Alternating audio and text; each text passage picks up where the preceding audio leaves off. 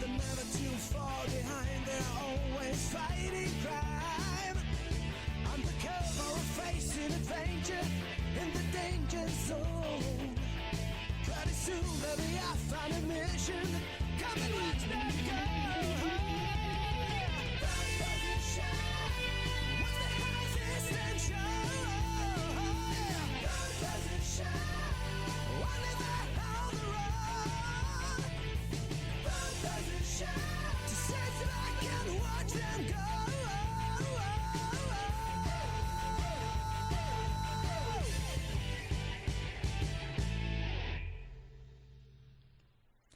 Welcome to Saturday Morning Fever, ladies and gentlemen. Joining us in the studio for episode 2 is the self-proclaimed hardest working man in comics, the creator of the You Create Comics creation system, and last but certainly not least, the former Cherry Capital Comic-Con karaoke champion, Victor Dandridge. How are you doing today? Yo, I don't know if I like the formerness, man. I'm gonna keep claiming it because my daughter won last year. That's in the family. That's gotta keep it in the family. It's like that's right. It's like that's drag right. families. It's a karaoke right. family. No, she did it for the household. You know what I'm saying? Carrying the Dandridge banner. I mean, I'm just saying. I will read a 2-year-old. Don't play with me. I'll do it. Well, I am very happy to have you on the podcast today. So, to start things off, why don't you let the lovely people home kind of know who you are and what kind of stuff it is that you do? So, I am a writer, self-publisher through Vantage and House Productions. Is my indie publishing imprint that I started in 2010. So, we will be celebrating 10 years of full-time self-publishing in October. Very happy about that.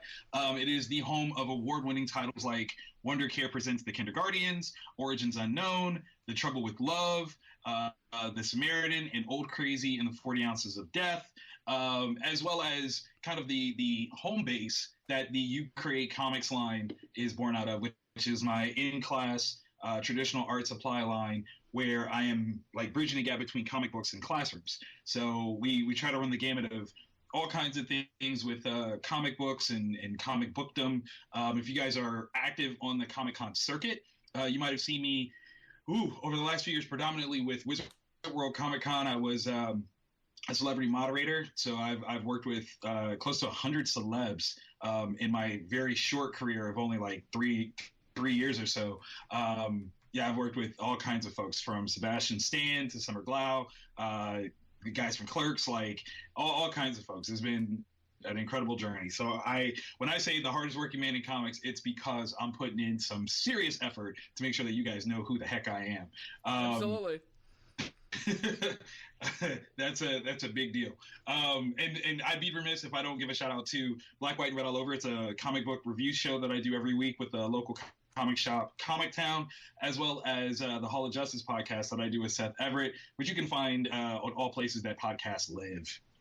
Absolutely, and if you guys should definitely check that out. It's Black and White and Red All Over. It is definitely one of those podcast ideas where I tuned into it and I figured out what you guys were doing, and it was definitely one of those like, how come no one has thought of this before kind of ideas.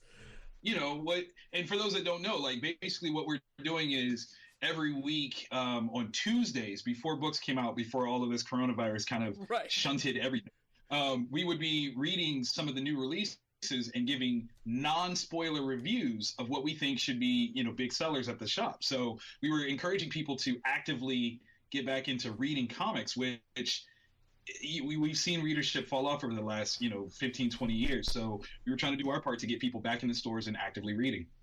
Absolutely, and that's something that's very important, because you do hear there is mixed reports on exactly how it works, but in general, right or wrong, one of the biggest reasons that people will give you as far as their hesitation in joining physical comic sales, like specifically being into the medium of comic books, usually is because of the difficulty of entry, the initial hurdles involved. It's funny too because we do get that a lot. You hear how people are so worried about, being able to come in on a number one or anything like that. And that's really what the point of the show was to kind of encourage you about the awesome stuff that we were reading, to get you excited about it, but to not take away the experience of reading it for yourself, which always adds to the fun challenge of how do you have a conversation about something that has happened, but other people reading it or watching have not read yet and can't know exactly what it is that you're talking about. And I've even tried to play with that in my self-publishing career. Old Crazy and the 40 Ounces of Death is a commentary on that concept where we wanted to fight against the notion that you had to start at number one. So literally the only book out of this 4-book series that we've ever written and published is book 4. We only have the end of the story. We actually have summaries and setups for what happens in books 1 through 3, but the only book that actually exists is number 4. And again, the whole thing is to explore the notion of what information you have to have in order to enjoy a story. I think you just need to, if the writer is good enough, the artist is good enough, if the storytelling is good enough, you can set up all the necessary things that you need to know, and you can infer everything else and just enjoy what you're actually being told. So we try to approach that on all levels. Yeah, it's interesting because on many points, especially when you look specifically to superhero comics, the original objective seemed to shy away from that. This idea that it was supposed to be formatted in the sense of you have regardless of what series you're looking into, you know what the overall idea of Superman is. Right. And you can take that information into whatever thing you're going. And so if you know that much, Absolutely. You can just kind of pick up the rest as you go. And for the most part, they were considered, one-shots. All the stories were supposed to, start in one issue and not necessarily have this carryover in between arcs. So there's a lot of transition and change that have happened almost organically as storytelling has evolved and matured in comics, but it also creates this barrier that people think that, if I didn't jump in at the beginning, then I can't get in. But it's not true. You can generally, if it's done well enough, you can just watch something or read something and have stakes in it. And even then, in the world of comic books, I would be deeply remiss, both for the sake of the medium and for the stuff that I create, if I didn't make it very clear to the idea of people out there that despite what regular media would lead you to believe, there is far, far more going on in comic books than capes and superpowers. Absolutely. Oh my gosh, having superpowers as any part of a backdrop might be the most recognizable form of comics, but it is far from the sole perpetrator of comics. Like you have comics on virtually anything and everything, and that's the beauty of the form itself. It's so versatile. Yeah, I mean, and I think that it's interesting how you see different echoes happen between different mediums, how different forms of art started at different points in history, and how you see those sort of steps repeating themselves. And I think over the last 20 to 30 years, we're kind of seeing a repeat of what happened in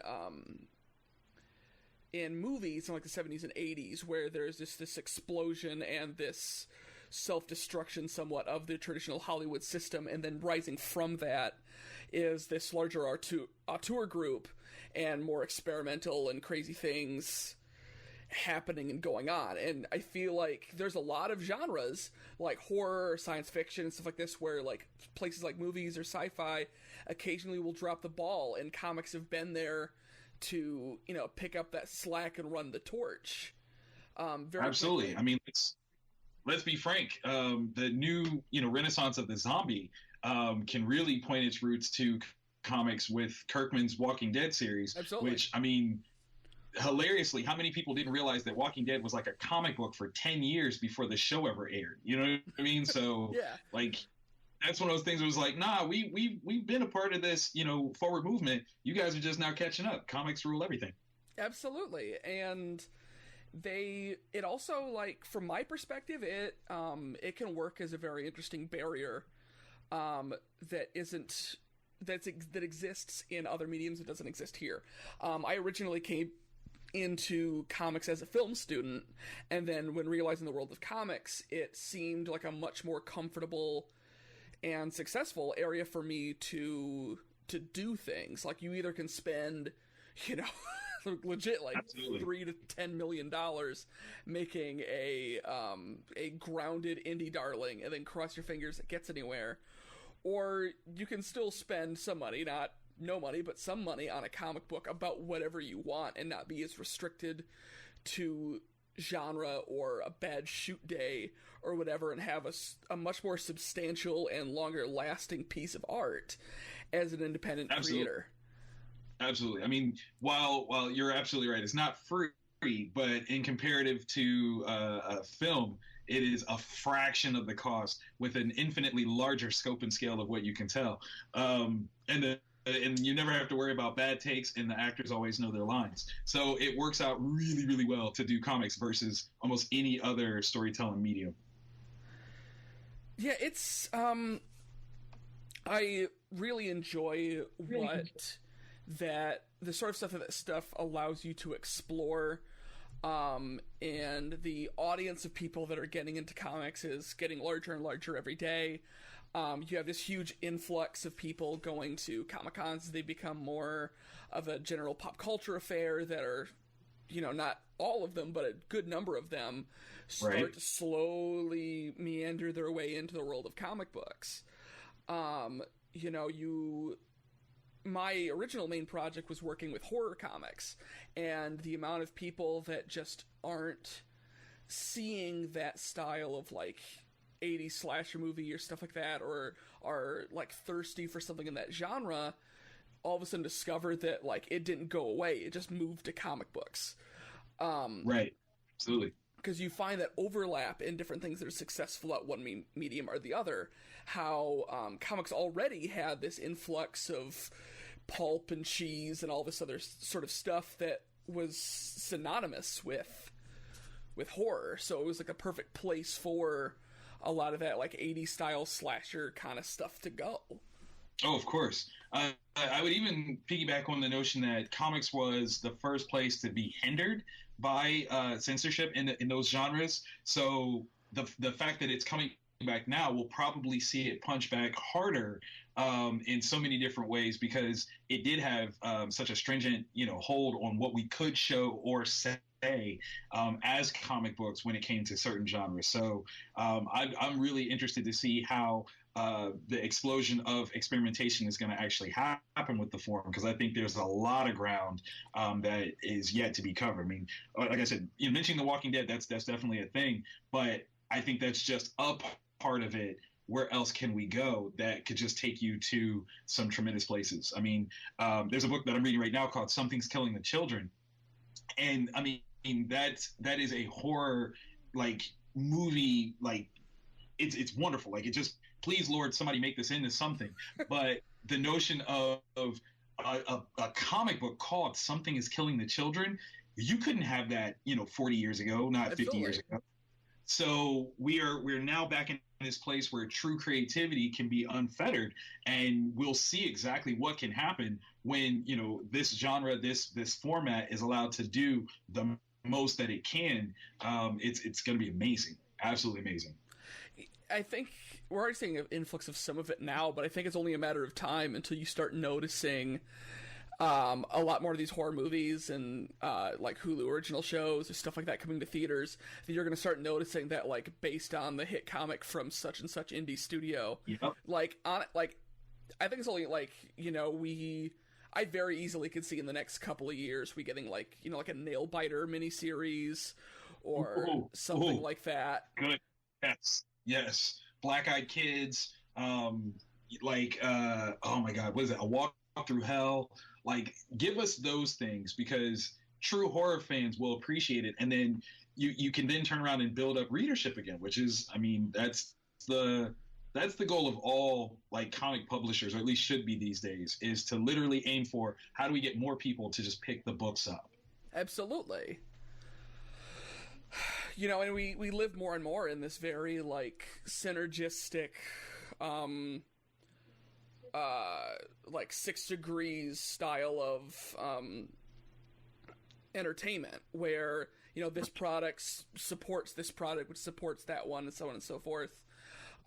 Where comic characters want to be more than just a character in a comic book to expand into, you know, crazy other things. And, right. you know, there definitely is a sense of, like, although both of us come from slightly different generations, there always is this sense of, if you were to tell me as a child that this such and such a thing was gonna be where it is today, we would have said they were, you know what I mean? Like, you'd be crazy. Like, there's no way. Like, what do you mean?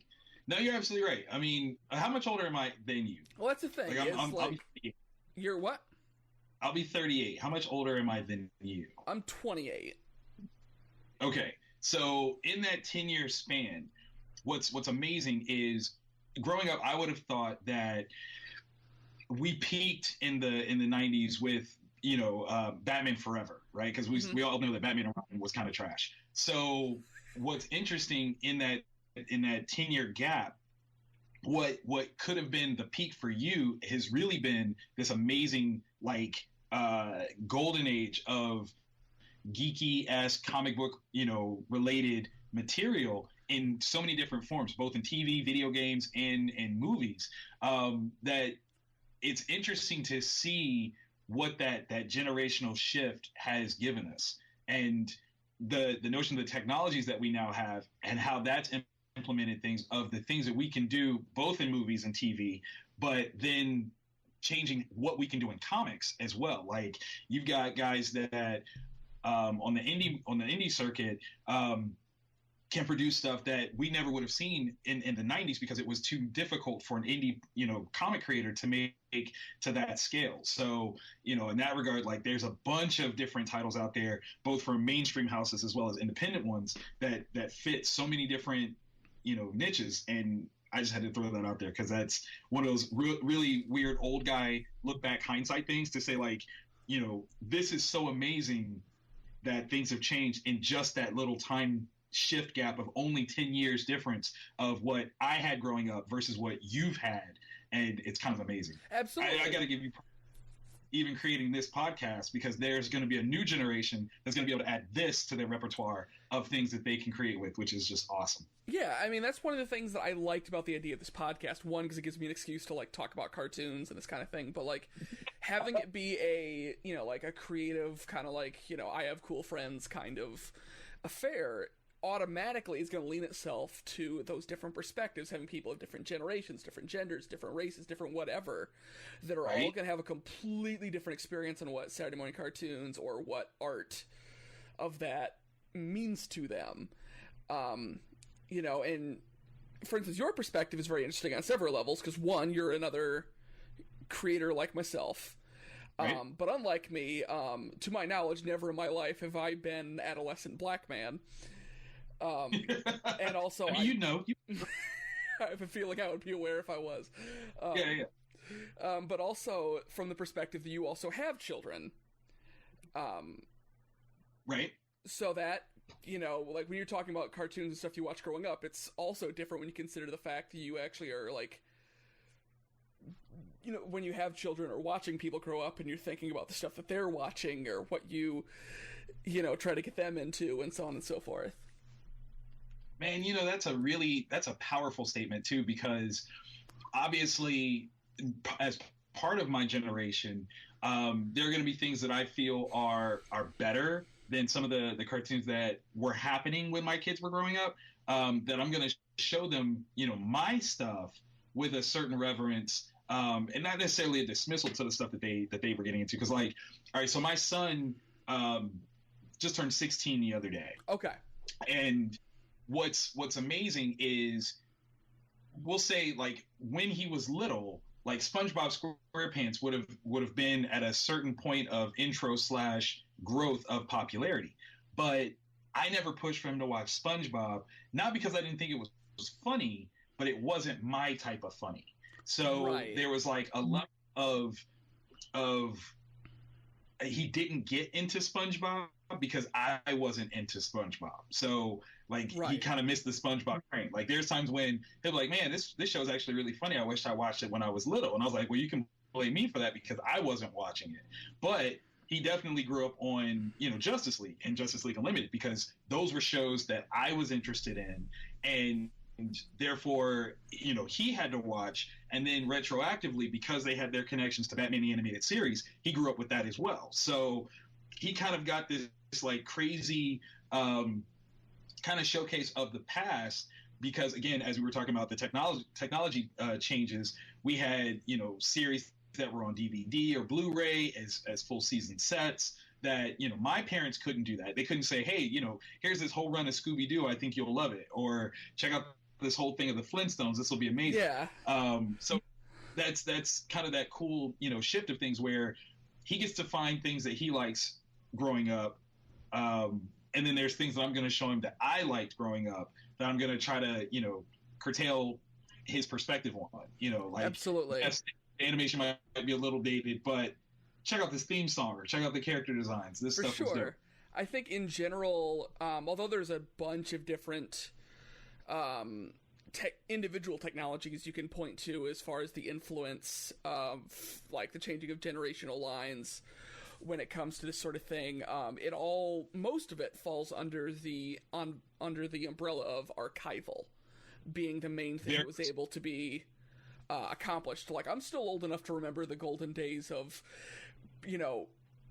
having every single episode of Pokemon I watched in the afternoon taped in a VHS tape where you got off of the couch, stopped the VCR for the beginning of the commercial, then turned it back on when the commercials were over, so that you knew when you had that sick day you wouldn't have to, like, skip through all the commercials every time you were watching, like, 8 episodes of Pokemon in a row. Space that you can have for a show. That's smart. See, that's a genius move, man. And it's... But on top of that, even before the archival was around, like the late 90s or so when I was growing up, was the start of, we had a boom in rerun culture in a way that we didn't have before. Which that will definitely tie into a slightly later segment when I get into more of the specific book. But, it is interesting to see how those things change and the progress we make in both technologically and culturally and so on and so forth, where like from like even from like a representation standpoint, seeing how far we've come from this state to this state, or different examples of things being better, like the way I usually see it, saying it from the outside, just but it's this idea of there's a negative side. I mean, there's a positive side in looking at how much progress we have made, and there's a negative side of looking at how far we had to go in the first place. That's fair. Yeah. And Saturday morning cartoons is one of those areas where people don't usually think of it, but it was like this early exposure thing for a lot of people. And while I didn't notice it as much at the time, it wasn't like, I think we had this bit of this discussion when we were at Cherry Capital a bit ago, where it was this thing of just like, I liked Static Shock as a show, but I don't think as a child it registered to me how like different or important that show would be to somebody else who is only used to seeing, the chiseled Caucasian faces of Batman and Superman and so on and so forth, to have a young black kid now being the focus of a show, which finding out later also, was not only in front of the camera, but behind the camera, quote unquote, led by a black creator, which was not always the case. Also true. Very true. Like, I think sometimes it's like a semantics thing as far as like I was thinking about the idea of like black media the other day preparing for this podcast, and I think I kind of think of it like if you've got like a Venn diagram and you have like one side which is shows that on paper you'd imagine were made for black audiences, and you have the other side which is shows led by black creators where there is like a very large overlap of the two, but there also are several things that are one way and all the way to the left or all the way to the right and so on and so forth. And I think that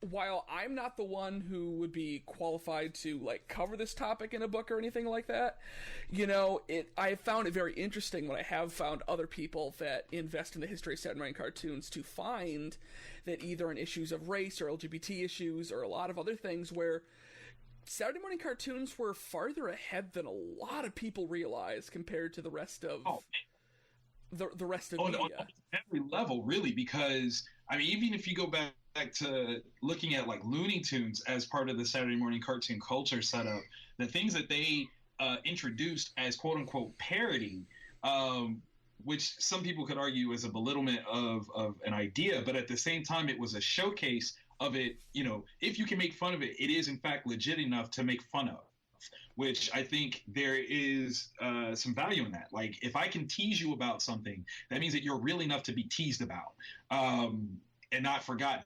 So look at all the times where, as silly as it is, Bugs Bunny dressing up in pseudo drag and flirting with Elmer Fudd and Elmer Fudd responding to it, like that's huge, you know, in the sense of different issues now.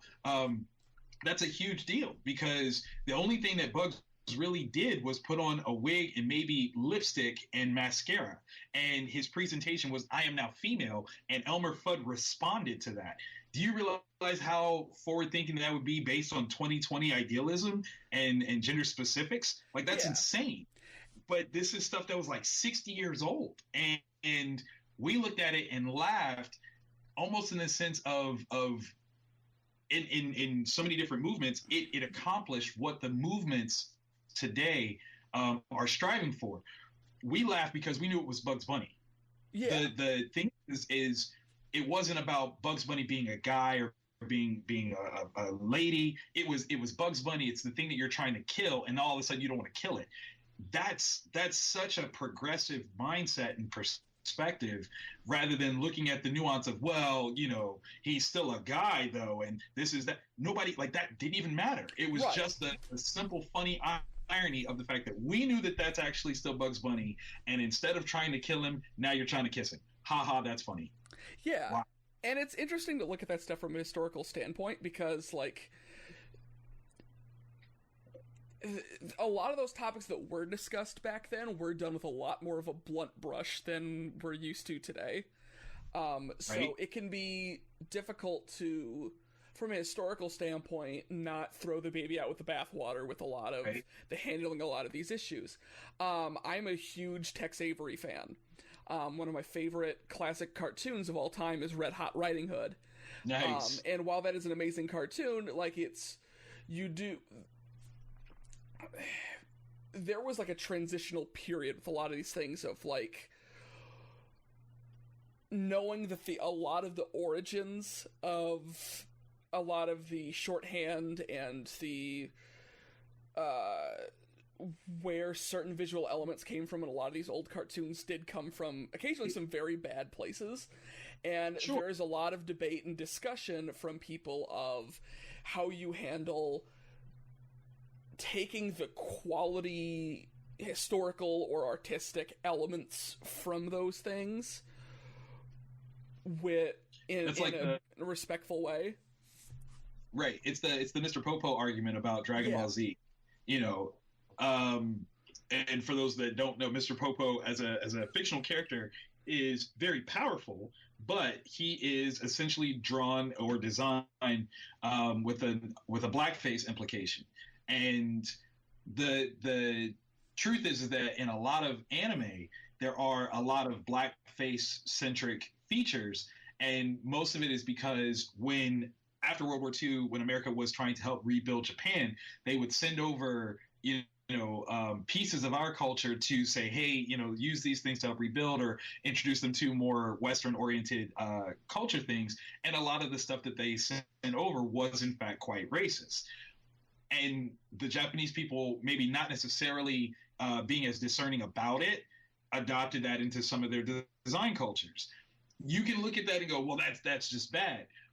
And there's plenty of people that can, and I don't dismiss that under any circumstance. Right. I like to find the silver lining that says, at first we were acknowledged. So, as a black man, that is the number one thing, is we have to be seen. maybe they're not seeing us in the light that we want to be seen, but they are in fact seeing us, and that is at least step one in terms of a better presentation or representation when it comes to animation and things like that. We are at least there. It would be far worse for it to be a version where we're not there at all, than to have a problematic version of us present. You know, and it's interesting that with Japanese culture, how that's like it's yeah, like you said, it is a difficult tightrope, and different people have different opinions on different approaches. But sometimes I found one show recently I was very surprised, although I wasn't able to confirm it. It seemed like that was the case. There was a show I watched recently. I highly recommend. It's only 13 episodes long, called Megalobox. Okay. It is a very beautiful looking boxing anime. Where the main conceit is that all of the boxers compete with like giant mechanical arm enhancements, and the main character, his only way to get attention is to box legit against people using, big like artificial mechanical arms. So, in the show,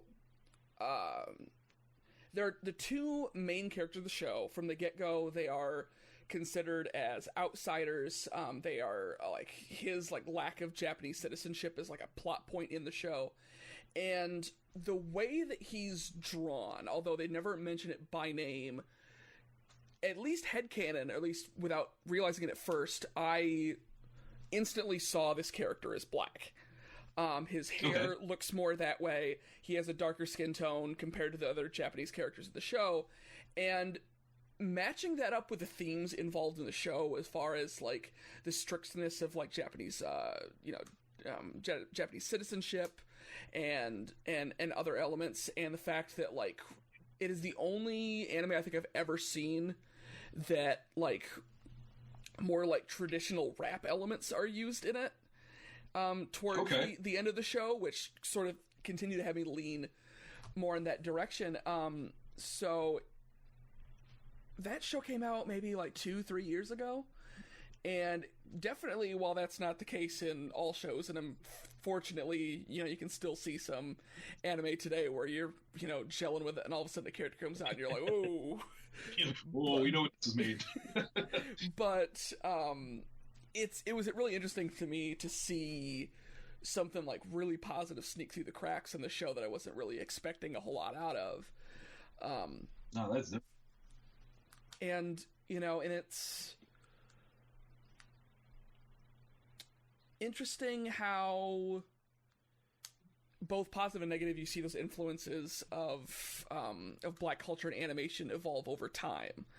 One of the more famous examples would have been how in earlier days of animation, when animal hybrid stuff was like what like almost everyone was doing, Disney and everybody was doing, where crows became the racial default for black peoples, and then after that, and this one, I don't know if you may have some more like historical connotation to this, because I've never understood where this came from, but for a long time there was a trend where in animation where either black people or sometimes specific sections of black people were often colored either light or dark blue rather than being colored as brown or black.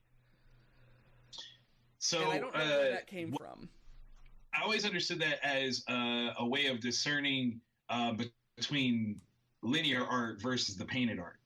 Okay. So because the linear art was typically done with black lines, in order to still be able to show features, they would change the logistic color of a black person in order to make that work. I mean, if you even if you go back to the early showcase of the Fantastic Four and Black Panther, most of the black people are gray because they couldn't quite do the color separations that we have so clearly today. And for a good portion of it, characters were rendered color-wise as gray, meaning black. So it was just a way to separate technical aspects of still being able to do linear depictions of nose, mouth, any of those drawn articulated features that would have been lost if they tried to kind of oversimplify the color scheme. Yeah, and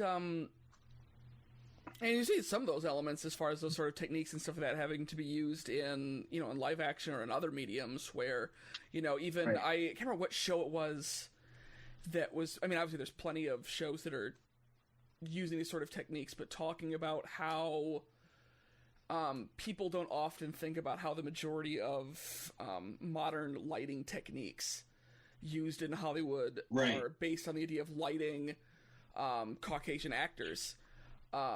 Right. While when you watch predominantly black casted shows made by black creators, you will find a much larger emphasis on multicolored lighting and stuff like that, because that's apparently works much easier to pick up more better with darker features than it is compared to white right. people, where it's just, I think if anybody were to look at the poster for the movie Moonlight, you'll see that in action very clearly, where they're using pseudo neon blue and I think pink lighting to add to the nuance of form in a character that is darker skinned and could be almost seen as almost in silhouette, if not for the accent lighting that the colors provide. So yeah, that's definitely a thought process that, as more people of color have been integrated into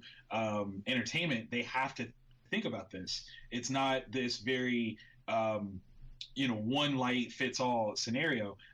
Light does matter based on reflections or reflective surfaces, and let's be frank here.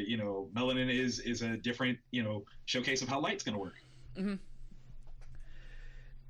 The even, I mean, now it's nice that there's a lot of more in the same way that with like almost anything with advent of technology, there's more access to education and different things. And there's literally people right now like writing like books with very good intent of like, hey, if you don't know how to draw or to light black people or people of this different race, that information is out there.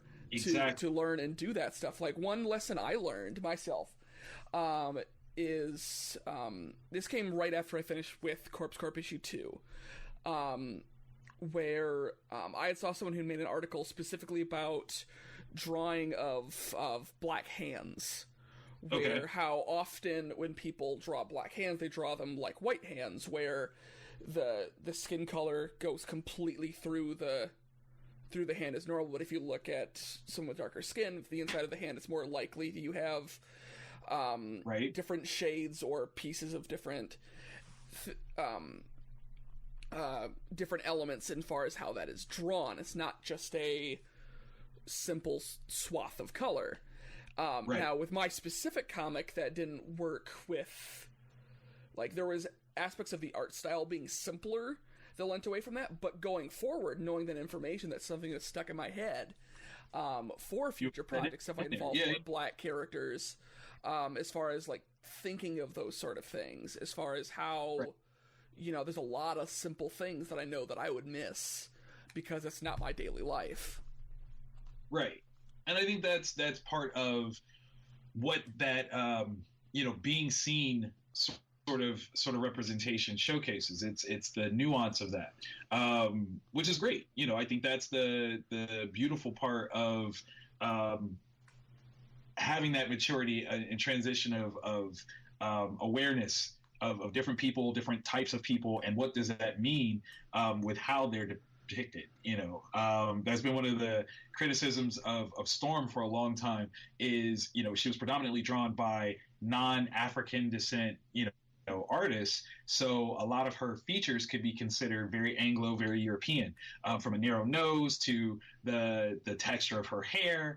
There's all kinds of things that would play into it, the thickness of her lips. So if you give more of an attention to the aesthetic of what a person's physiological background should suggest they would look like, then it just adds to the verisimilitude and the realism of the characters that you're creating. Absolutely. And I think that with a lot of these things that I think a lot of people miss, that if there was a take-home message from this discussion, I would give it to this, is this idea of oftentimes the extra work going into these things often will promote more creativity and more depth and more, like, already being in those mindsets and engaging in that way 9 times out of 10 will make your work better. Not even just from that perspective, but the fact that you're just that much more engaged in what you are doing will lead you to better things. My biggest point I give to this is I remember I mentioned, I don't remember if I've told you this story, so this will be interesting. So each issue of Corpse Corp is named after a different horror movie cliche. Right. Of the 3 that we're doing, moved it from 4, originally it was 5, moved to 4, moved to 3. But the main thing was the second issue we did was the one I knew I was going to have the hardest problem with, which is the second issue of the comic is called The Black Guy Always Dies First, or Beware the Swingtime Slasher. The or being kind of an homage to, like, old blaxploitation movie multi-title kind of thing. But when I knew I was going for this horror movie cliche thing, that particular issue instantly became a damned if you don't situation in my head. Because if I were to ignore that cliche entirely, it is prominent enough that it would be noticeable. And absolutely. I struggled for a while on how to handle it. And in the final version, it did actually change the more and more I talked to people about what the direction of, like, the big punchline joke of that issue was going to be. In the original version, you'll see this in the book, where there's a moment where Donnie, the black character, finally snaps, and he gets tired of the other guy in the party constantly making that joke, and he just hits him. And he says something the equivalent of, like, if it's that easy, then, like, name 20. And then that would be the moment where you see the slasher sneaking up behind them, like, 7 feet tall for the first time.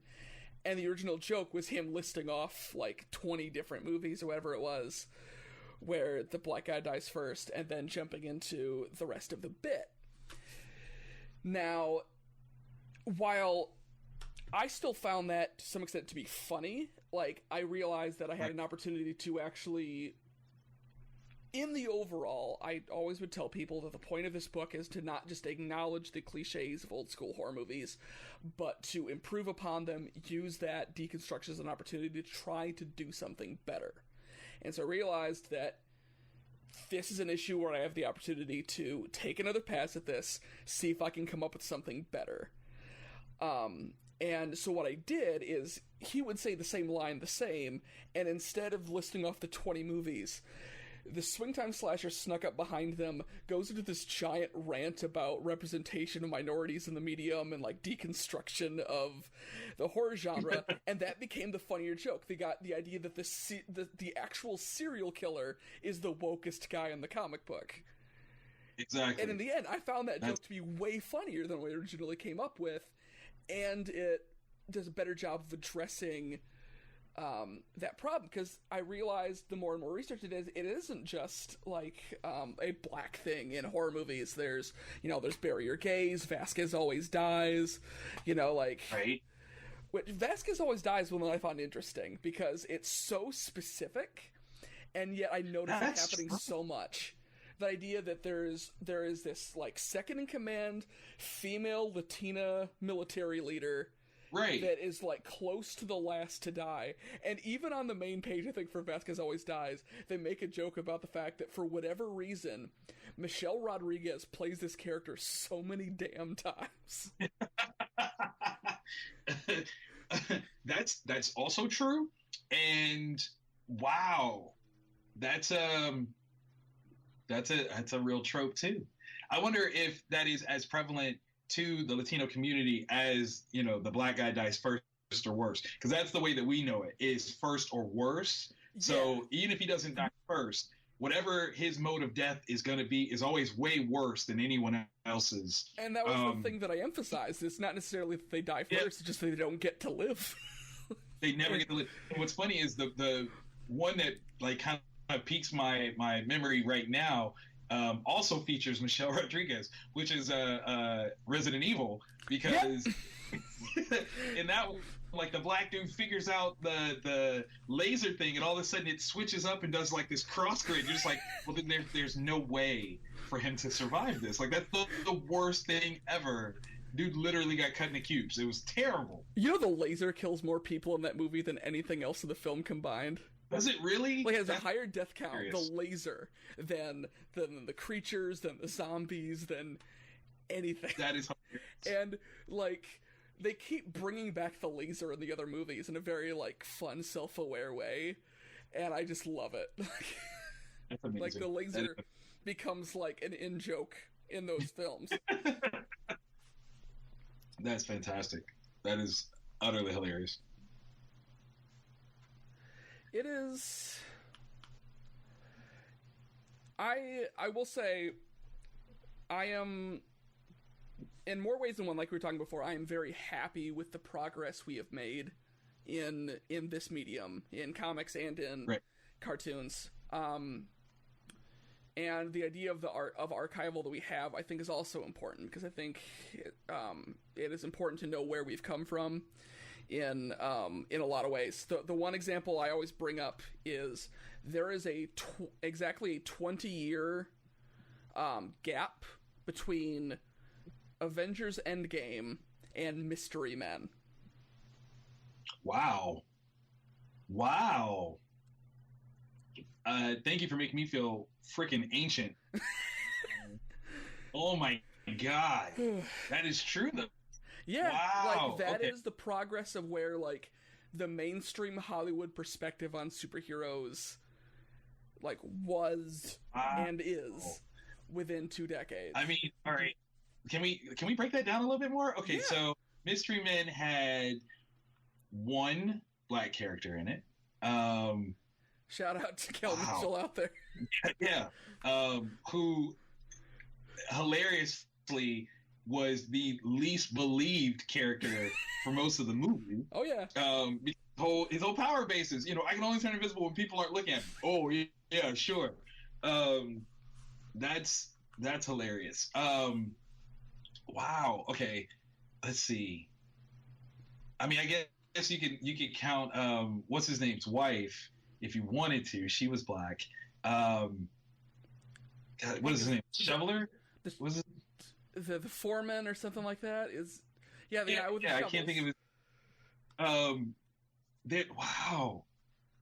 God, I clearly haven't seen this movie in forever. There's some serious appropriation. Oh man, that oh my is, god! Like Hank Azaria in his faux Arabian Indian-ness.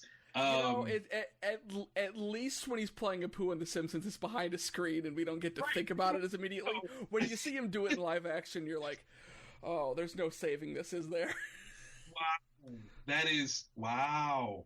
And then, yeah, you're absolutely right, man. I mean, to fast forward to Endgame, we're talking multiple characters of color, different levels of prominence they're in. I mean, heck, when was the last time you saw, without it being a quote-unquote black movie, where the cavalry was in fact run by black people? Yeah.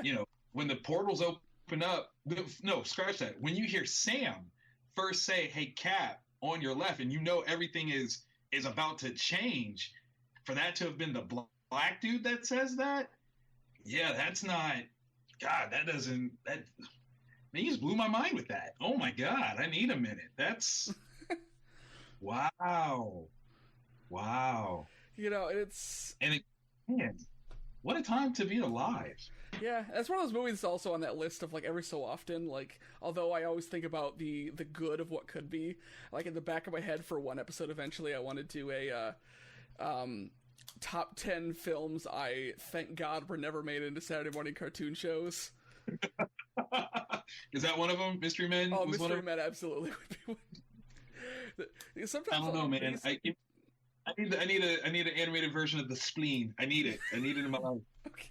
I want it so bad. So I don't know why this popped. Like, I was thinking of random questions to ask you when I was prepping for this the other day, and this one stuck in my head, and I don't know why. I just think it's such a funny question. Okay, what Spike Lee joint would make the worst / best Saturday morning cartoon show? The worst / best. Okay, so immediately, what this is gonna be so weird. Immediately, what popped into my head was Malcolm X. Okay. And the reason why I say that is because Malcolm X's story would not be boiled down well to 22-minute segments. Right. Like, there's so much that happens, and then there's so much of it that gets really dark that as a Saturday morning cartoon would probably be a little crazy. Because you don't second, it only superpowers. Yeah, like although that time when he puts his hand up and he moves the crowd, that would be kind of dope. The other one I would say is maybe 25th Hour. It would be a little weird to put as a Saturday morning cartoon because you got like the main character is going to jail. He was a drug dealer. You got his teacher friend that is a pseudo pedophile. Although an animated, Rosario Dawson, I don't have any problems with. So, it's good and bad here. Also see He Got Game. Okay. Animated Rosario makes a lot of difference there. Now, School Days, 100% I can see that being an animated show. Yeah. Saturday morning cartoon School Days, 100%. It's got theme songs. That would be amazing. Do the Right Thing would be maybe like there you go. Spike Lee, if you're listening, this is for you, baby. Okay, so you do School Days as the regular show, and then Do the Right Thing is like the PSA at the end of it that has like little clip montages of Do the Right Thing, and that's the message. Instead of knowing half the battle, you end it with Do the Right Thing. Boom. All right. So I don't necessarily have a best. I definitely have a worst. And I'm What's probably your going worst? to hell for this, but Bamboozled, hands down. Oh my God. Okay. Can we let's be honest here? One of the main reasons why that wouldn't work is because it already exists. Okay. Unfortunately, yes. Bamboozle, the concepts, the themes, the showcase that Bamboozle was made of already exist as Saturday morning cartoons. Oh yeah. Shout out to those old school Looney Tunes and Merry Melody pieces. Oh yeah. They did. You know what I'm saying? So And that's kind of like what I was talking about originally before, is like as far as like what is the the debate around what is the responsible way to save the art and drop the bad stuff with a lot of these older elements of problematic media. Like in some cases it's a lot easier to figure out where you draw those lines, and in other cases it's extremely difficult to figure out where to draw it. Honestly, the thing is that hard. I think what you do is you show it and you just say this was made at a time where this was okay to do. Yeah. Not that the theme itself was okay, but it was okay to do this thing.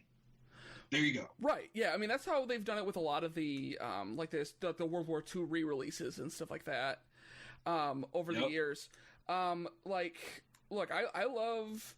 Like, I recently, for my Toonami book, I'm currently in the process of doing a review of Cartoon Roulette, the program they had with all of the old reruns. Included in that was the Fleischer Superman animated series. Right. And I love that series, but there is also an episode called Japatours that is uncomfortable to watch today.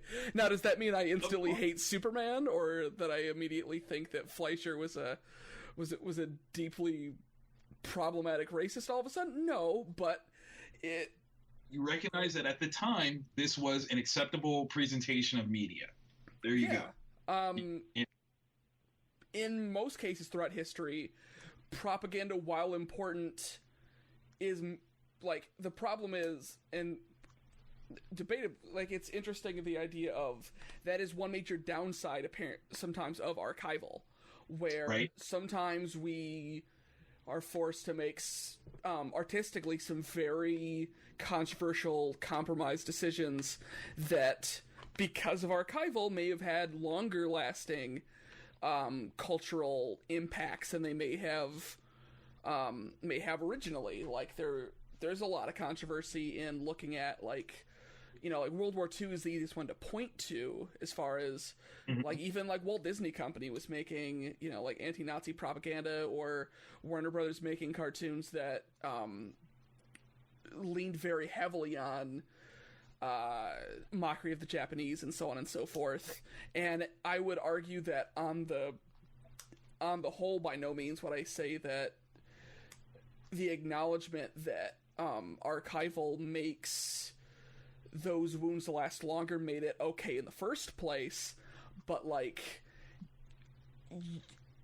it is at least worth acknowledging historically that these were not things that were meant to be seen, quote unquote, 50 years, 60 years after they were made, or at least the people making them weren't intending to weren't thinking about what people that decades from now were going to think about what they were making. Right.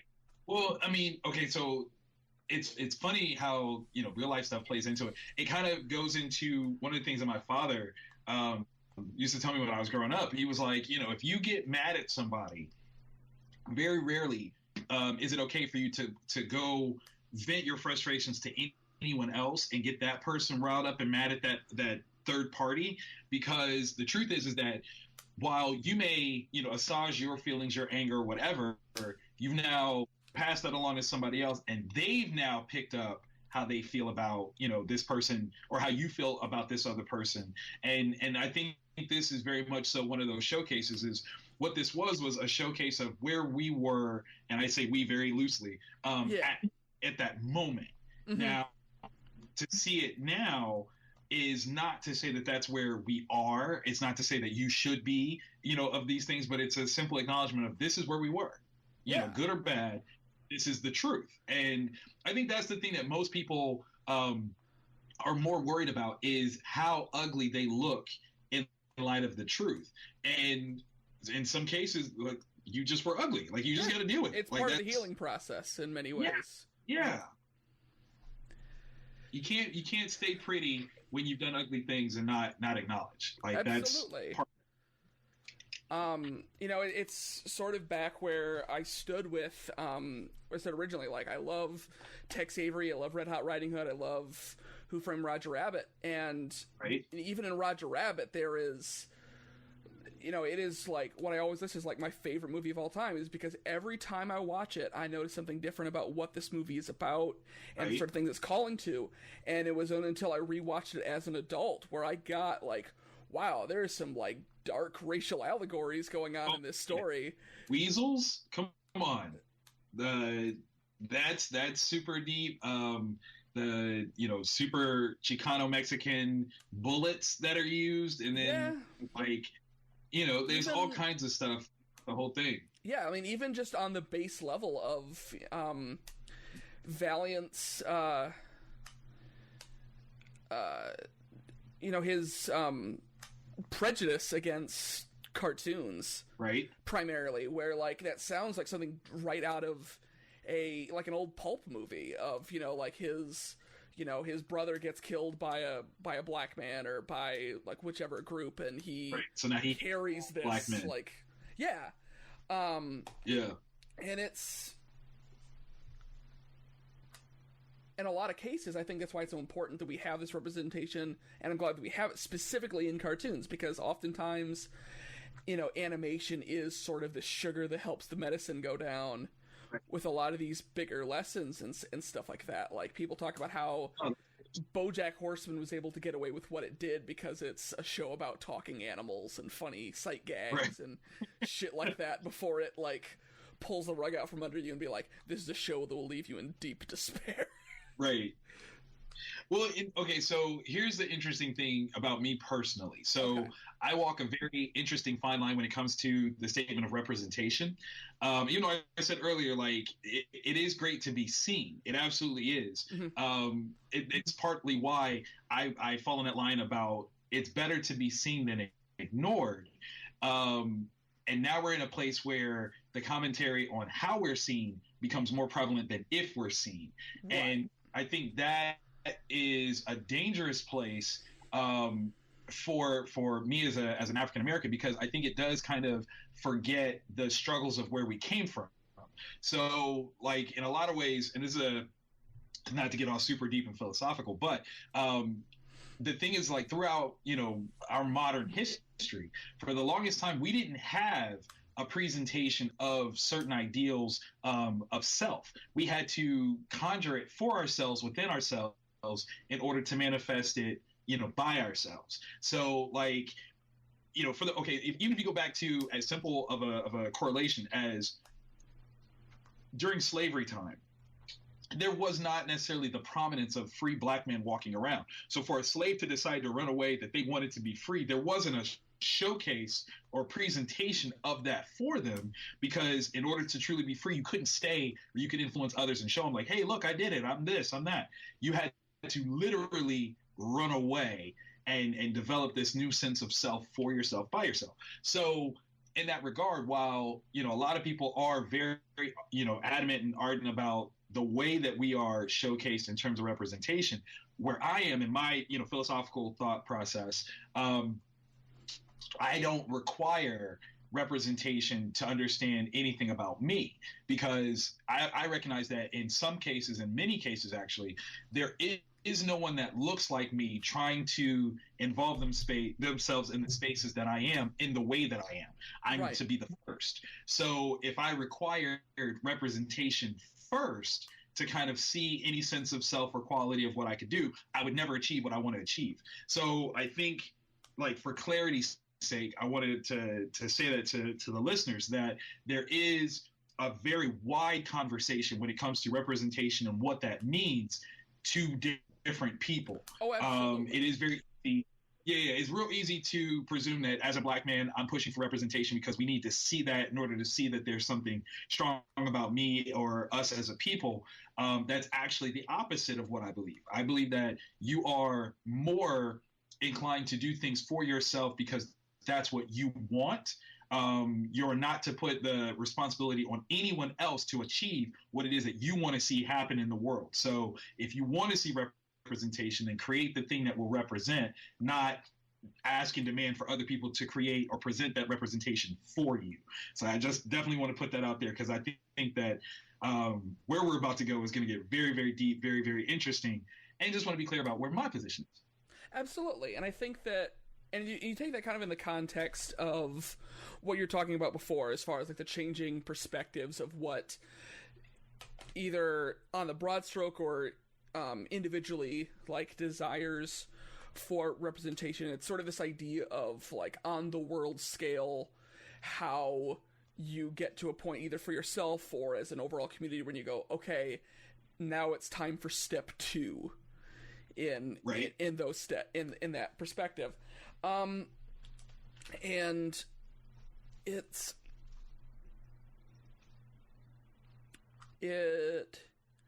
and I will say, and I continue to say this, that I think it's very interesting how oftentimes it has been in comics and Saturday morning cartoon shows, what are, for the most part, for people not trying to degrade either one of them, but for, in a broader swath of things, considered to be under a category of quote-unquote, like, disposable mediums. They are a lot more quantity over quality in a lot of their creations, where archival was a side effect and not a goal. In both of their cases, where those were the places that are closest to closer to the ground than a lot of other mediums can be, where that is where a lot of the harder hitting perspectives on covering these issues and stuff would thrive. And I think part of that is this idea of, you can get away with, we're not under as much of a microscope, there's more that we can get away with. And because of that, it's interesting to see some of these shows that were able to tackle bigger things than others were. Like, the thing, while I said originally before, like, I didn't acknowledge at the time or notice as much completely how different Static Shock was as a show.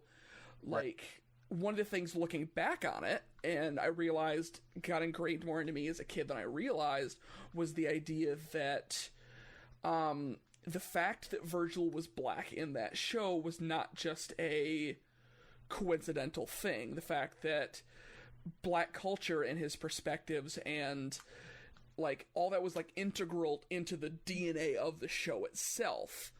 Right. Like, even, like I had watched a million different episodes of Superman or Batman where people, like beat each other up or shot people or whatever.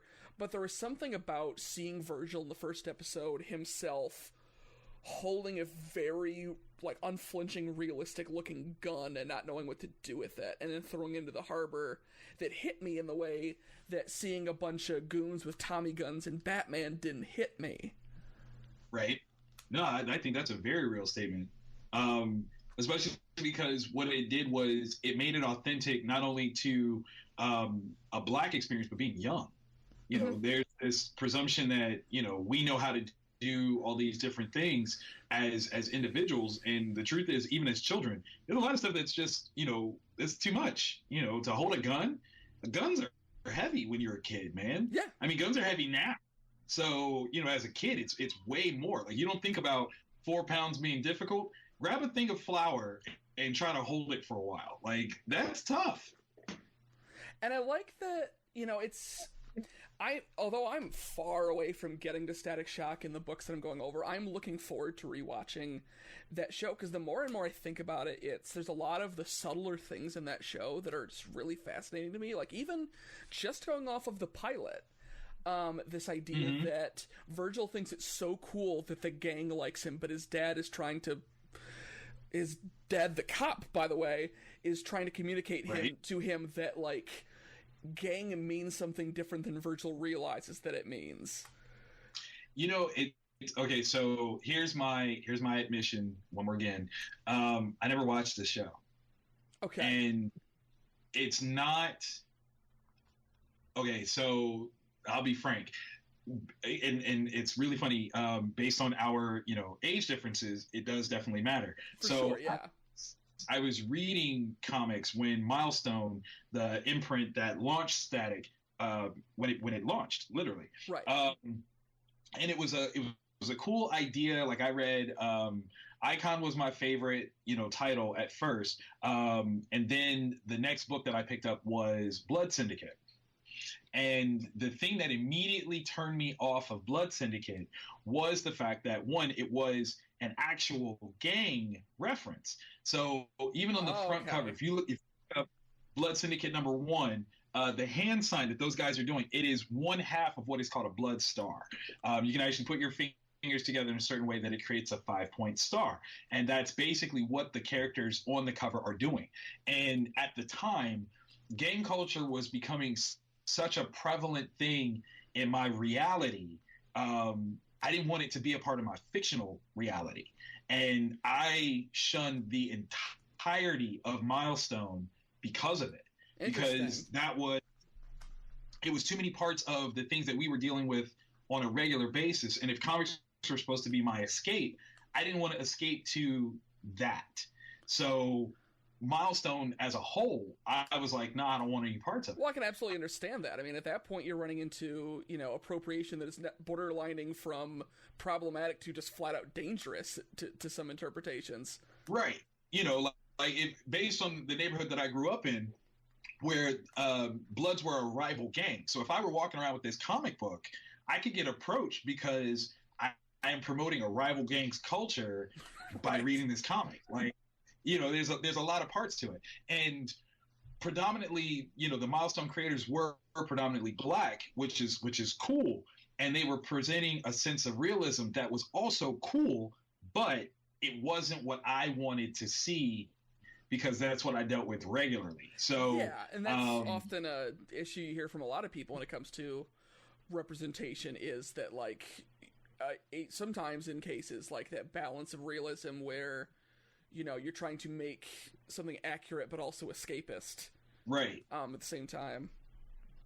And yeah, so coupled with that, with what Static Shock represented to me was still being a part of the Milestone universe, which still had the Big Bang as the big gang fight, which again was still, it was too raw, it was too fresh for me, and that's ironic. Looking back, like, one of my favorite movies is The Warriors. I don't consider the Warriors the same type of gang thing, because the Warriors was, for the most part, about like not being violent. Like that was what it was supposed to be. Yeah. And then, one gang interrupts that, and it puts the Warriors on this task of trying to survive. And the point still is for the gangs to stop fighting each other, to not be what gangs are. So, when you had, a series like Blood Syndicate, you had a series like Static, where he is there, even for a moment, glorifying gang life. Mm-hmm. I didn't want to have any parts of it, man. Absolutely. I can understand that completely. Yeah, it was a little too on the nose. It was a little too real. So in that regard, I never read it or never watched it. What's funny to me is the true presentation that I have of Static Shock is when he appeared in Justice League. Interesting. Yeah, that's when it kind of came back full circle for me, because it was more about the association with John Stewart Green Lantern and things like that became a little bit beyond just the gang life articulation of blackness that I actively stayed away from. Like that was one of those things where in that regard I judged how we were being represented, and I was like, nah, this is too much of what I have to deal with all the time, and I don't want to. So it's like I said, it's still such a very fine line with this whole representation conversation. And like, did you end up going back to watch the show eventually, or not yet? Okay. The more that I learned about it, the more I want to. Understanding Dwayne McDuffie had so much to do with it, and Phil LaMarr being the voice of Static. I'm a fan of all these different components of it. Okay. So I am now, I think, at a place where I can comfortably go back, and it doesn't seem like a violation of my sense of self. I have evolved to be able to look back on and go, well, this was true of the time. Right. It doesn't have to be true of it now. So, well, hey, if you want to make something out of that, like that might be kind of a, like if you're interested, we definitely could potentially like format something around that. Like if that's something you wanted to rediscover, I would love to continue to like have conversations about this kind of thing, absolutely, through that lens, or do something like that. That'd be really interesting. Absolutely. Well, I mean, because again, talking about the timeline of things. So Static Shock is that tail end of a particular era where I was introduced in a big bad way of, how do I put this? Harvey Dent being black in Batman the Animated Series, and it not being about him being black. And those were the things that I really liked, was yes, he's there, but him being black was not a part of the conversation. He just was a part of that world. It wasn't with any sort of specificity. He didn't get singled out because of it. That's not what made him Big Bad Harv. He just was this character whose presentation happened to be black. And, a lot of times I did associate that with the fact that, he was played by a black man, Billy D. Williams, in the 89, Batman movies. But, it was that aspect of he's black and he's there, easy, versus Static Shock, that the blackness was a part of the story. And it was, it dipped into parts of the story that I just didn't want, focused on. I didn't want to have to tell that. And I'm glad we live in a world where there's enough room for both of those different perspectives on how to handle this thing can 100%. Coexist. Absolutely. I don't think that is because I don't think it, like, as a creator, I don't think good comes from forcing any creator to hard shift either direction, because I think there is there's merit in both normalcy and education in those different approaches. Like, one interesting one for me was the fact that like watching Superman the Animated Series, that because of the fact that I found the research about this later, that like that particular version of Luthor was based off of I don't remember what his name is, but like the lead Bond villain, the Greek one with the cat. Yeah. That was what the original influence was, which is why he has a lot more like European Greek features. Growing up, I thought for the longest time that version of Lex Luthor was black. You are not one. No. You are And not like, the only and that one. did although I couldn't tell you exactly why, but I would imagine that did probably, like influence my perspective on that version of Lex Luthor for quite some time. Well, or thinking of it that way. to be fair, Clancy Brown, who voiced him, Yeah. shout out to Ohio native, what he presented in his rhythm and tone could easily be considered a black form of speech, a black, tempo, syncopation, however you want to look at it. Like his delivery came across as African American, and the visual coloring of Lex is always just a bit darker than any other Caucasian person that he encounters.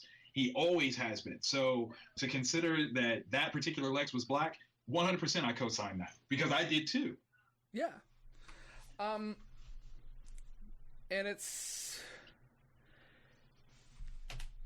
interesting. And Lex Luthor's one that's come to my mind a lot when it's come to like more recent days, as far as like colorblind castings or racial diversity in castings, where I'm like, I would love to see like an Idris Elba type or someone get to play Lex Luthor. Go absolutely crazy with it. I think those there are certain characters that you can play around with that on, based on certain aspects of things. Like, for the longest time, like I said, like historically speaking, Superman could not be a black guy, because the idea that him landing in the 1930s in rural Kansas, if he was black, it's not going to work out well. Like it's just not going to work. So by necessity of that storytelling venture, even if you want to write in the notion that I want to say they played around with this in Smallville, that Jor-El had come to Earth and kind of scoped it out a little bit before he sent Kal-El here. Yeah, they did. He would have seen, like, oh, if my kid was black, he would be subject to racial, degradations and all these different things. I'm not going to send my kid there, even though he would be the most powerful person. What if there's this huge tyranny against him because of what he looks like? I think those things would be a part of the conversation as to why he wouldn't send Kal-El to Earth. He would send him to like Mars or somewhere else where he would have the opportunity to grow. But as for how he sent him here and when he sent him here, it literally makes more sense for Kal-El to look Caucasian than any other race in order to better assimilate when and where he's dropped in. So that's part of the story. Could you make Batman black? I think easily. There are enough black men with money that you could figure that out. I don't think that that's so much of a weird idea. Maybe the only question at hand would be, we'll say, the quote unquote longevity of the Waynes having money, but then that becomes even more of a bullshit ass answer, because the truth be told, only one of Bruce's parents actually has to be black for him to be black. Yeah. So, if his dad is white and his mom is black, he's a black dude, and there you go. The Waynes can still have their long, history of fortune, and his dad just was like, "Yo, I like me some brown sugar. What's up?" And there you go. And I like that in general, that there's more perspectives when it comes to like, there's less and less of the Batman canon as being considered sacred as time has gone on in very interesting ways. In the Telltale Batman video games, one of the major themes they touch on is that like, all these rumors going around that like maybe that Martha and Thomas weren't actually very good people, and then you get to the end of that episode and you're like, no, actually they weren't. And one of the most powerful things at the beginning of the next episode when they're addressing it is that like why was it this way? How did this happen? And in a very like non-video game, like real world answer, Alfred is just like, nobody becomes billionaire empires without blood on their hands. That's real. And that no is so one real. talks about that in this fact, as far as the legacy of Batman, as far as like is generational fortune. And everyone's like, oh, but that ruins the character. Like, why would it? Like, that idea of now not only his parents' death, but their legacy being a thing that influences Batman to put good back into the world? Like, that's fascinating. Absolutely. And considering that they were, or Bruce was a child when they died, he couldn't know who they really were. Like Like, you have a you know, no 10-year-old has a perspective of the economical consequences of billionaire empires. that's like, you know, if Thomas Wayne was like a straight up like gangster, Bruce wouldn't know it at 8, 10 years old. Like that's not gonna happen. So the notion of, you know, his lifestyle, he would know the best parts of his parents, but he wouldn't know the dirt and muck that they went through to maintain and or grow or keep. So yeah, like he would have the most idealized version of what they represent. They were the guys that took him to the movies. Yeah. You know, if the notion that Joe Chill killed him because of some dirty dealings, that would never play into Bruce's motivations. And you think about like the bachelor persona that he has to put on, like taking that from the perspective of something that Bruce now finds disgusting, right? Because of what it represents to him, but he still has to do it anyway. Like that instantly makes that sort of like philandering woman, you know, womanizing character he has to play so much more. It draws attention to it in an interesting way, and that's what I was talking about. Is that like people often think that like complicating these things, like quote unquote, like ruins the art, or thinking about how things are made or whatever. Like 9 times out of 10, it causes you to think harder and to make things better. Yeah. And No, people need to do that so much. Right. Yeah. No, I'm team enrichment all the way.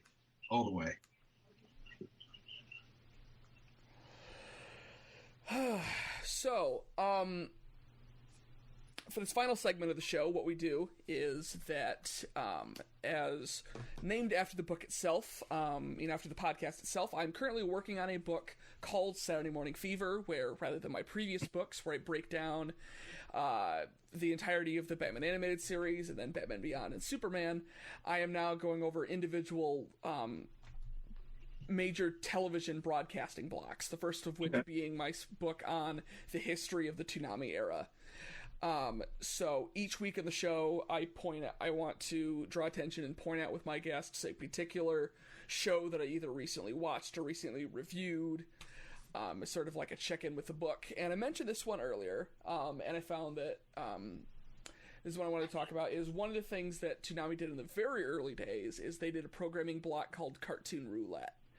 Right. Where they played a lot of very old reruns of everything from Fleischer's Superman serials to the original Birdman cartoon, Space Ghost. I think old school Justice Friends, Super Friends was on there. Right. Yep. Which I forget how many names they went under by the time Super Friends was over. Like they changed the name like 4 times. Yeah, they Super Friends, Challenge of the Super Friends, the Superhero Power Hour, I think, was one, and like they had a bunch. Oh yeah, because they kept changing the main lineup with like slightly different characters swapping in and out, and it's and a lot of those older shows, it made it easier to view because my feelings on a lot of them were about the same. Where it affects how you watch it. They're very important and interesting historically. Occasionally you're going to run into an episode that's culturally a little bit oofsies nowadays, but overall they're all worth watching in my opinion. Definitely. So the thing I found most interesting about this particular Cartoon Roulette block is that by far it is the farthest reaching back historical thing Toonami ever aired. They did a lot of 80s reruns, but taking stuff like a lot of these shows were from the 60s or even before in some of these cases. It was really fascinating to see that kids were grasping on to stuff that was so old, even by that point, even older now.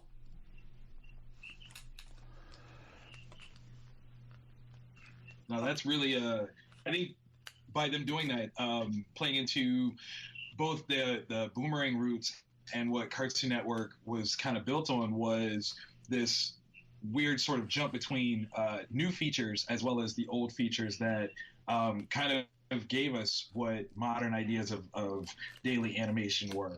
So I think that's a very smart thing for them to do. And I think that a lot of people don't think about the practical side of that is the fact that like that was like Cartoon Network came in at the beginning of the cable TV boom, and not everyone was doing 24/7 when cable started. But Cartoon Network, that was their thing. It was like, I literally remember the ads. It's all cartoons, 24 hours a day, 7 days a week, 365 days a year. Like, they advertised that hard. And you can't pull that off without a backlog of reruns to fill in those extra hours. So absolutely, I'm glad that while they obviously had to do that they curated it as well as they did. I think that's the trick too, is that there was active curation. It wasn't just an assumption of, let's just throw on cartoons because this is cartoons and that's what we do. But they wanted to have a point with it. And the idea of the roulette was to expose you to a number of different, cartoon possibilities.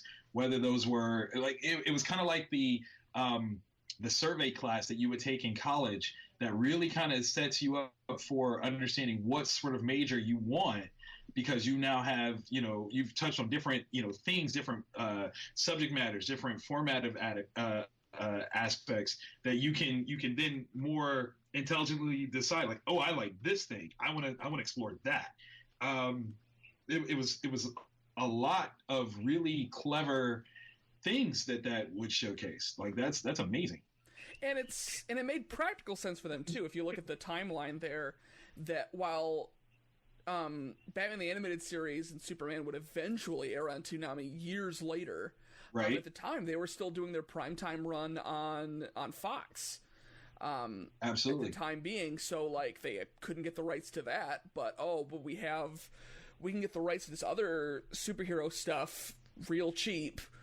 And we can put it together in an interesting way to fill up this block, because the original Toonami block that's aired on was very strange, and it's not the era of Toonami a lot of people remember. It was like Cartoon Roulette, Voltron, Thundercats, and Robotech were like I remember the rotating shows. Oh God, right. Those were like built on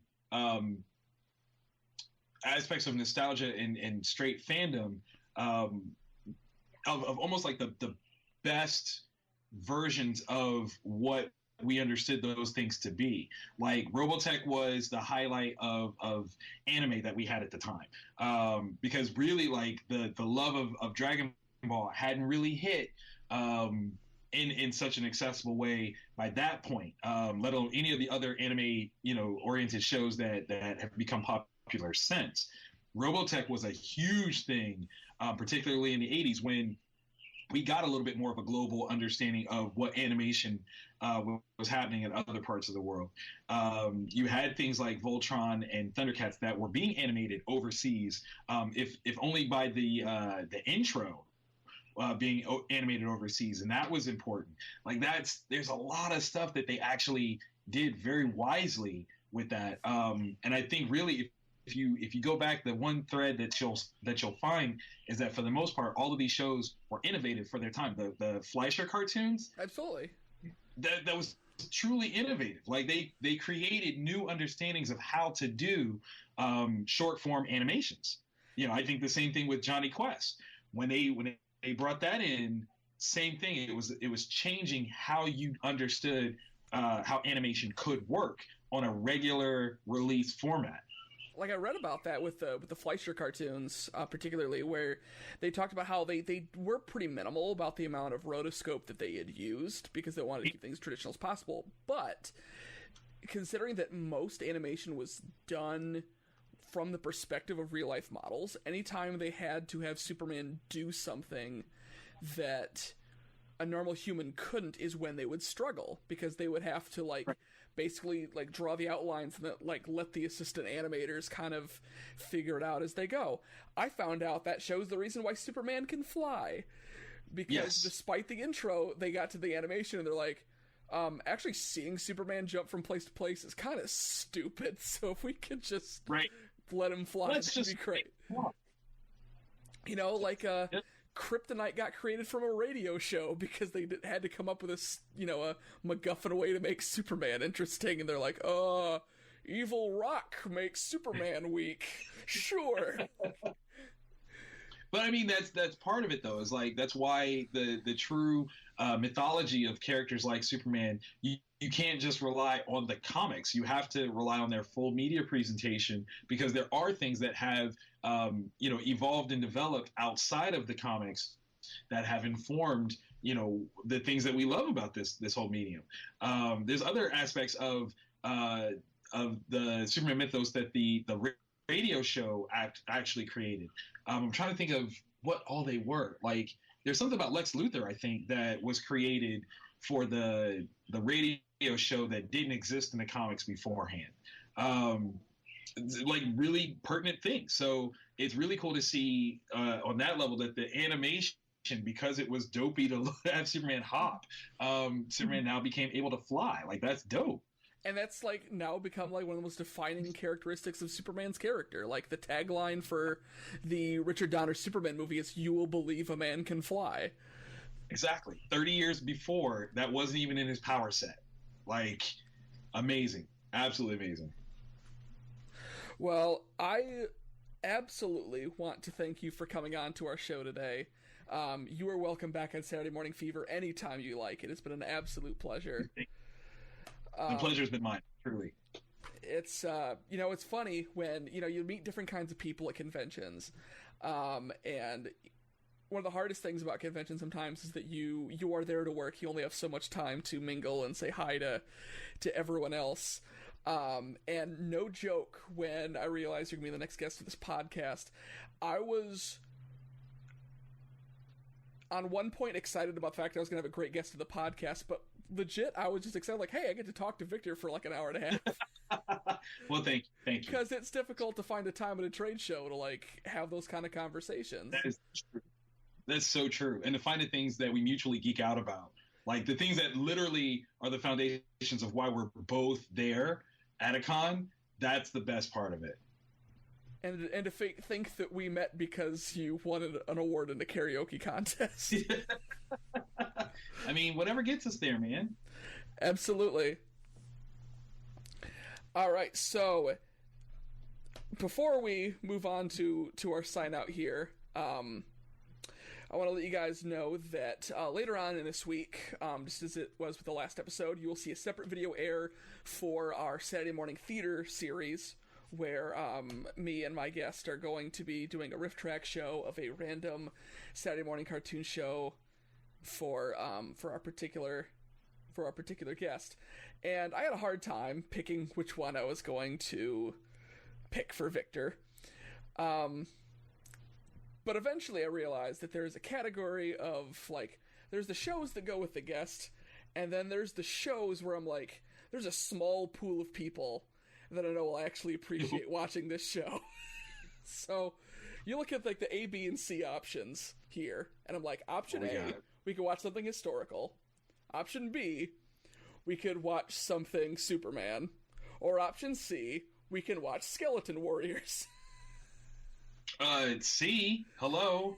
Because when I first pitched this book, that was one of those, like, now I know we're going to be best friends moments, is what I told you, like, my goal with this project, if I get to show at least one person in the world that Skeleton Warriors is a thing that exists.